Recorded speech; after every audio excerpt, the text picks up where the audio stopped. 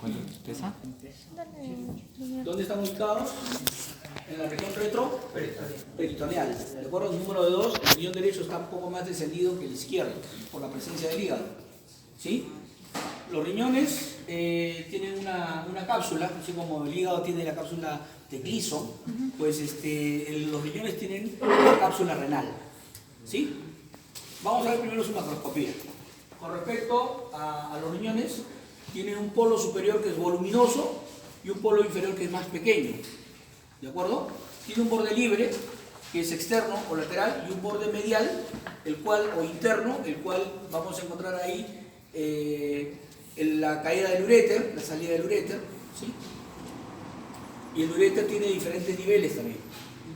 A esta parte más amplia del uréter se le conoce como el nombre de pelvis renal. ¿Ya? Y vamos a ver además de eso que la cara anterior de los riñones es convexa, mientras la cara posterior también es plana. ¿De acuerdo?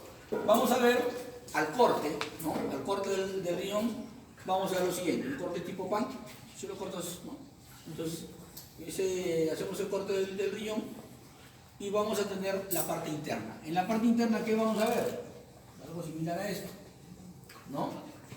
Lo que vamos a limitar, ¿qué cosa es? La corteza renal. Es lo primero que va a limitar. La corteza renal, que va a tener otra coloración, como vamos a ver en práctica, otra coloración, va a ser rica en ¿qué? ¿Qué creen que está ahí? ¿Cuál es la unidad anatomofuncional del riñón? La nefrona. La nefrona está formada ¿por quién? Por la cápsula de Bowman, ¿no?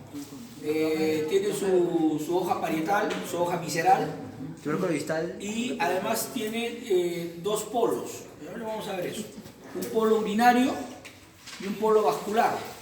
Seguramente ustedes se están refiriendo al polo urinario, donde está el túbulo contorneado proximal, el asa de Henle, el distal y el túbulo colector.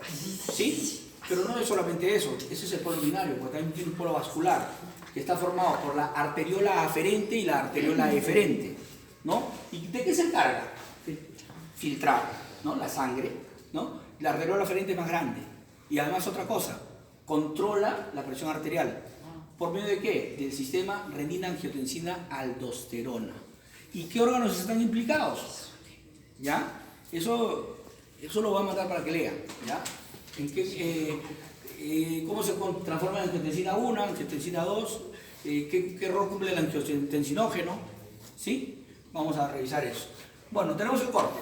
Acá, ¿quiénes están en corteza? ¿Ustedes creen que están ¿Qué creen que podemos encontrar al microscopio? Ya, les he dicho que en morfología tiene embrio, tiene macroscópica anatomía humana y tiene histología, los corpúsculos renales o de Malpighi, ¿no? Estos corpúsculos renales, aproximadamente tenemos 2 millones por cada riñón. Van a estar tachoneados acá y también van a estar los túbulos, ¿no? En este caso vamos a ver al proximal y al distal. Muy bien, ¿qué más tenemos? Vamos a tener acá a las pirámides renales o pirámides de Malpighi. ¿Ya? Las pirámides renales o de Malpighi. ¿Listo? ¿Vamos a pintar? ¿Este pulmón de pizarra? Ay, cachín, sacar de cuerpo. Entonces más o menos así, ¿ya? Un momentito. Ahí están las pirámides renales, ¿cierto? Las pirámides. ¿Cuántas son? De 9 a 12. ¿Ya? Más o menos así, más o menos así. ¿Ya? ¿Quién lo separa? Este espacio que se llaman las columnas de Bertini.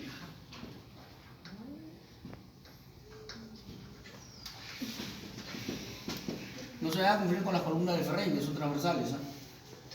Ahora, tiene una base, la base de la pirámide de Malpighi, y tiene un vértice, pero ese vértice está fenestrado.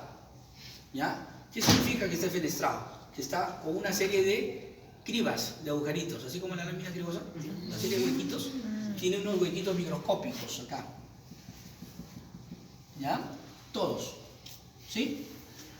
Entonces, ¿dónde se da la primera filtración? ¿Quiénes están acá? Los corpúsculos. Los corpúsculos. ¿Sí? ¿Ellos qué están haciendo? Están filtrando. En las arteriolas que están dentro del corpúsculo de Malpighi hay unas células, bueno, hay varias células. Dentro de las más importantes están los podocitos. Los podocitos son como unos tentáculos que van a agarrar a las arteriolas internamente, al ovillo arterial, ¿ya? Para realizar la filtración. Pero también están hay otras células llamadas células de la mácula densa, ¿ya? Ya eso van a ver un poco con más profundidad en histología, ¿sí? Pero que cumple un rol fundamental en la parte de excreción, ¿ya? Muy bien, entonces están filtrando, ¿y a dónde creen que caen esas microgotas filtradas por los túbulos colectores? Es que filtra. Tenemos nosotros túbulo contorneado proximal, ¿qué cosa va a retener? ¿Qué pasa si se me va mi glucosa ahí? ¿Valdría? No, tiene que ser absorbida. Entonces la glucosa es absorbida a nivel del túbulo contorneado proximal, así como las proteínas. Y lo que no vale, en este caso las sustancias de desecho, por ejemplo, la urea, ¿no? La creatinina, sí son eliminadas. ¿Ya? ¿A dónde? Al túbulo colector. Son sustancias que en el organismo, si están dentro, si se permanecen ahí, son tóxicas. Por eso ustedes habrán visto pacientes que tienen que estarle hemodializando para limpiar su sangre, ¿sí? Porque los riñones no lo pueden hacer. No se puede vivir sin riñones. Un problema renal puede causar la muerte, ¿sí? Entonces, esas microgotas, ¿a dónde están cayendo? ¿Por dónde están saliendo? Por la pirámide, están llegando acá, a esto se llama la papila renal. La papila renal, ¿ya? Y tiene que haber un receptáculo, ¿sí o no? ¿Quién lo va a recibir? Hay una copita acá, como una especie de copita, un receptáculo que se llama cáliz menor.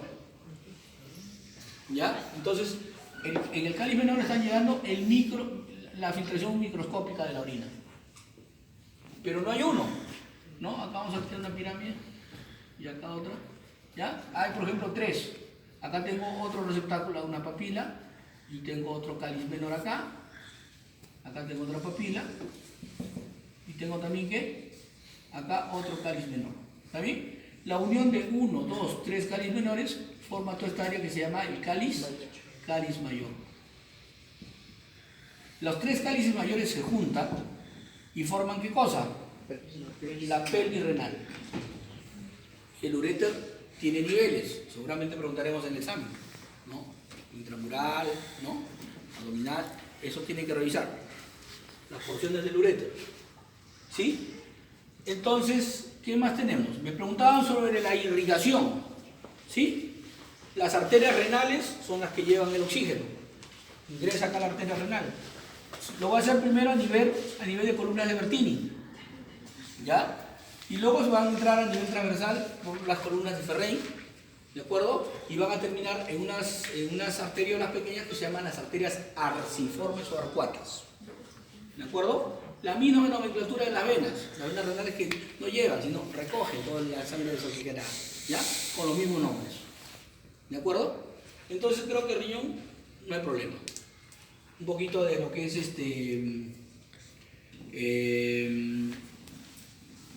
corpúsculo, un poco lo que es unidad anatómica funcional del riñón, el nefrón. ¿Ya? Acuérdate, ¿está qué cosa? Su cápsula de Bowman, ¿no? Tiene 2 hojas, una hoja parietal y una hoja visceral. Tiene 2 accesos. Primero el polo vascular, una arteriola aferente y desemboca con una más pequeña, la arteriola eferente. ¿Quién está acá? El ovillo arterial. ¿Quién se pega acá? ¿Quién se pega así como si fueran unos dedos? Los podocitos. ¿Sí? ¿Y quién está por acá?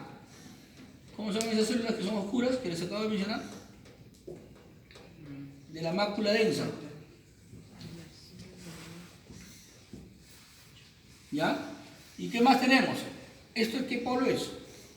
Polo arterial. ¿Qué regulan la presión arterial? ¿Cómo? Por medio del sistema renina-angiotensina-aldosterona, que eso lo leen, ¿eh? Voy a preguntar de ahí. ¿Ya? ¿Qué más tengo?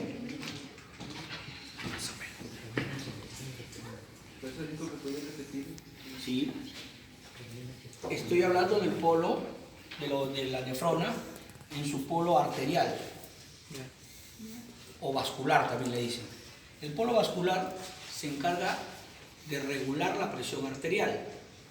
¿Y cómo lo hace? Por medio del sistema renina-angiotensina-aldosterona. ¿Ya? Me lo voy a indicar. Luego tengo la nefrona, pero ya no voy a hablar del polo vascular, sino voy a hablar del polo urinario, ¿no? Acá igualito, ¿no? Acá empieza a salir, ¿qué cosa? El primer túbulo cuando se llama proximal.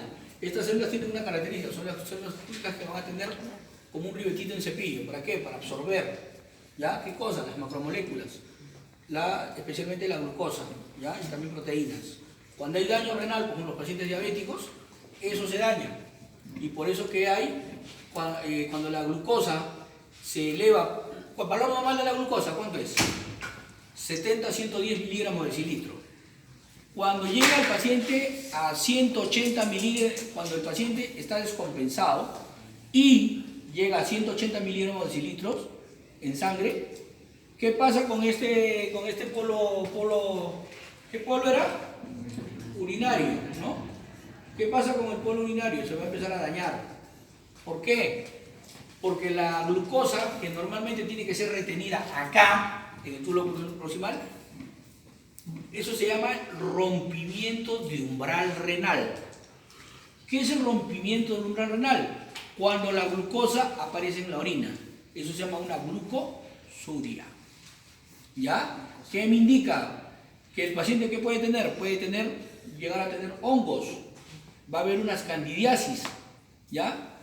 Vaginal en este caso también puede haber en el pelo. Cuando el paciente está descompensado puede llegar a ese caso, ¿ya? Tiene que tener tratamiento profiláctico, tiene que tener tratamiento antibiótico. Pero más importante que eso, ¿cuál es? El problema de fondo no es los tratamientos, el problema de fondo es la descompensación diabética. ¿Y cómo se logra ver? Por un barrido de los días y semanas anteriores que se hace por medio de la hemoglobina glicosilada. ¿Ya? Entonces ese es el examen que me va a monitorear, ¿no? Para poder manejar a mi paciente diabético. ¿Sí? Entonces tengo acá el proximal, tengo acá la asa de Henle. ¿Qué función cumple dentro de las funciones de la asa de Henle? ¿Cuál es una de sus funciones? ¿Ah? La reabsorción. ¿Y de quién? De los iones, ¿no? ¿Qué iones están acá? Sodio, bicarbonato, están a este nivel. Y luego, ¿quién viene? El otro túbulo, contorneado distal. Termina con la parte de absorción ahí. Y finalmente ya vienen estos, ¿no? ¿Qué son estos? Los túbulos colectores. Túbulos colectores. ¿A dónde están pasando la orina? La corteza llega hasta acá. Cuidado, ¿ah? La corteza renal está hasta acá. Imagínate, micro y macro. ¿Ya? Esto es corteza. ¿Todo esto qué cosa es? Médula. ¿Ya? Entonces, acá están llegando el asa y están llegando los túbulos. ¿Para qué llegan los túbulos? ¿A dónde llegan? ¿A dónde llegan? A las papilas renales, que son los vértices de las pirámides. ¿Y acá está quién? El otro amiguito. El cáliz menor. Entonces, así se gesta. Así se produce la orina y así se excreta. ¿De acuerdo? Luego va a pasar ¿a dónde? Acá, a la pelvis, ¿no? Al uréter. ¿Y a dónde llega? A la vejiga urinaria. La vejiga urinaria es un órgano músculo-membranoso, como una pera. Tiene en la parte superior un ligamento, que lo fija, que es el uraco. Ligamento uraco. Pero esta vejiga urinaria tiene una capacidad. La capacidad de distenderse y contraerse. Cuando no estamos secretando mucha orina, pues está más contraída. Pero cuando estamos secretando bastante orina, se tiene que expandir. Y lo hace, por eso digo que la histología está así. de la mano con la anatomía macroscópica. ¿Por qué? Porque hay un epitelio. ¿Cuál es? El transicional. ¿De acuerdo? Es el que le permite poder distenderse. Y luego, esto es internamente, pues externamente, ¿qué cosa tenemos que tener? Una serosa vesical, porque estamos en un órgano abdominal ubicado en el hipogastrio, ¿sí? Pero además, como ese abdominal tiene que tener serosa, en esta serosa vesical de vejiga. Luego, túnica muscular, su mucosa y mucosa vesical o de vejiga. Ahí está el epitelio transicional. ¿Cómo llegan? Imagínate que esto sea la vejiga. Hace dos puntos acá y un punto acá en la parte inferior. El trígono vesical. Los orificios ureterales, tanto del riñón derecho como el riñón izquierdo. Y acá el orificio interno de la uretra.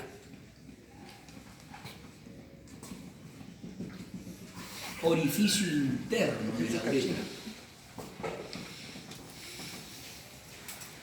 ¿Y quién empieza acá? La uretra. ¿Cuánto mide la uretra en la mujer? De 3 a 5 centímetros. En el varón, 20. depende, pues. Así, bueno, algunos pueden engañar, ¿no? Depende de la raza. La raza negra, pues son más superdotados, ¿no? Sí, bueno, por ahí. Entonces, los gringos americanos, los holandeses, caucásicos, pues están por 18 a 22. Los latinoamericanos, entre 15 a 18 normalmente. Los que siempre bajan de eso ya son micropenes. Cachín, apúntale a cachín. Listo, así funciona. ¿Ya? Me encantaría también explicar la parte de lo que es este genital interno y externo, porque eso es muy vasto, especialmente en las damas, porque ahí, yo les comenté, yo tengo un diplomado en citología cérvico-vaginal que lo hice acá, ¿no? Entonces, pues manejo bien esa parte también, porque hice el diplomado. Entonces, ahí hay poblaciones celulares, hay donde troca el PBH, sería cuestión de explicarlo, pues si tienen tiempo después viene y si no, pues ya lo estamos completando. Listo, hasta acá tenemos, ojo, arriba hay una hormona, una glándula, ¿cómo se llama? Suprarrenal. Tiene varias hormonas, la más importante es no deja de ser importante, la eritropoyetina. ¿Cuándo actúa la eritropoyetina? Cuando el organismo carece de oxígeno, cuando está en hipoxia. ¿Ya? Cuando está en hipoxia empieza a trabajar. Por ejemplo, hay una hipoxia fisiológica.